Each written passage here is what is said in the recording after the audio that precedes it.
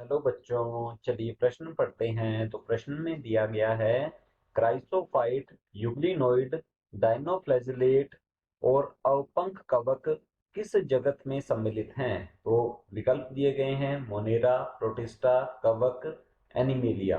तो इस प्रश्न की मुख्य अवधारणा के बारे में हम जान लेते हैं। तो यहाँ लिखते हैं मुख्य अवधारणा। इस प्रश्न की मुख्य अवधारणा है हमारे पास प्रोटिस्टा। तो लिखते हैं प्रोटिस्टा जगत। प्रोटिस्टा जगत जो है, इसमें जो जीव आएंगे उसके बारे में हम जान लेते हैं। प्रोटिस्टा जगत में जीव पाए जाते हैं, ये होते हैं एक कोशिकीय। तो यहाँ हम लिखते हैं ये हैं एक कोशिकीय यूकैरियोटिक जीव। एक कोशिकीय यूकैरियोटिक यूकैरियोटिक जीव होते हैं ये। और यदि इसके वर्गीकरण के बारे में देखा जाए तो प्रोटिस्टा जगत जो है, इसे मुख्यतः तीन भागों में बांटा गया है। तो यहाँ लिख सकते हैं।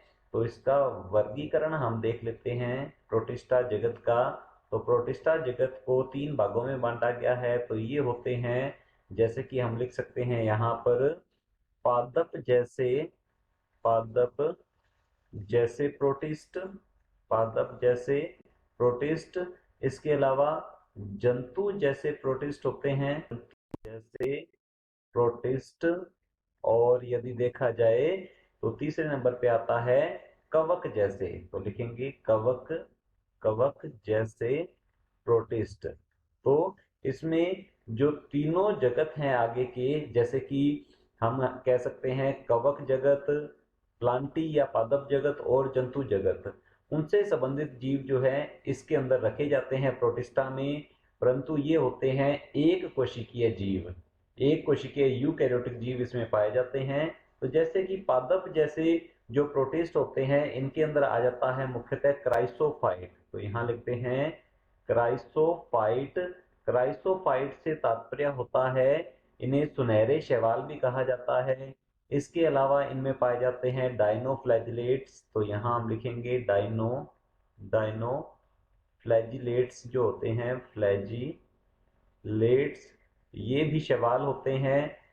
और यदि देखा जाए तो तीसरा आ जाता है युग्लिनोइड। तो यहाँ लिखेंगे युग्लिनोइड। और युग्लिनोइड जो है, ये हम कह सकते हैं पादप तथा जंतुओं के बीच की कड़ी होते हैं। तो यहाँ लिखते हैं युग्लिनोइड्स। और जंतु जैसे प्रोटिस्ट जो होते हैं, इनके अंदर मुख्यतः अमीबा आ जाता है। इसके अलावा पैरामीशियम आ जाता है।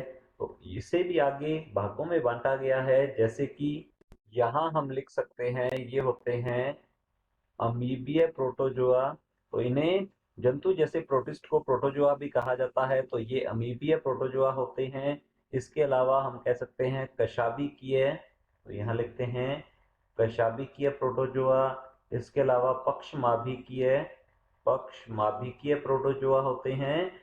और यदि देखा जाए तो स्पोरोजोआ भी होते हैं। तो यहाँ लिखते हैं स्पोरोजोआ होते हैं। इन्हें गमनांग अर्थात गमन अंगों के आधार पर इन चार भागों में बांटा गया है। और कवक जैसे प्रोटिस्ट जो है, इन्हें अवपंख कवक भी कहा जाता है। तो लिखते हैं अवपंख कवक के नाम से इन्हें जाना जाता है। इन्हें स्लाइम मोल्ड्स भी कहा जाता है। तो हमारा जो प्रश्न है क्राइसोफाइट, यूग्लिनोइड, डायनोफ्लैजिलेट और अवपंख कवक किस जगत में सम्मिलित हैं। तो ये सम्मिलित होते हैं प्रोटिस्टा जगत में, जैसा कि हमने यहाँ पर समझा है। तो चलिए देख लेते हैं विकल्प को। विकल्प ए दिया गया है मोनेरा। तो मोनेरा में यदि देखा जाए तो इसमें होते हैं जीवाणु। तो यहाँ लिखेंगे इसमें जीवाणु। इसके अलावा माइकोप्लाज्मा। तो लिखते हैं माइकोप्लाज्मा। ये एक कोशिकीय प्रोकैरियोटिक जीव इसमें पाए जाते हैं। तो हमारा ए विकल्प गलत होगा। बी दिया गया है प्रोटिस्टा। तो जैसा कि हमने समझा है अभी प्रोटिस्टा के बारे में, तो हमारा बी विकल्प जो है बिल्कुल सही उत्तर है। सी दिया गया है कवक। तो इसमें केवल कवक पाए जाते हैं। तो हमारा सी विकल्प जो है ये भी गलत होगा। और डी है एनिमेलिया। तो इसमें केवल एनिमल्स अर्थात जंतु पाए जाते हैं, इसे जंतु जगत भी कहते हैं। तो हमारा डी विकल्प भी गलत होता है। विकल्प बी बिल्कुल सही उत्तर है। आशा करता हूं आपको समझ में आया होगा। धन्यवाद।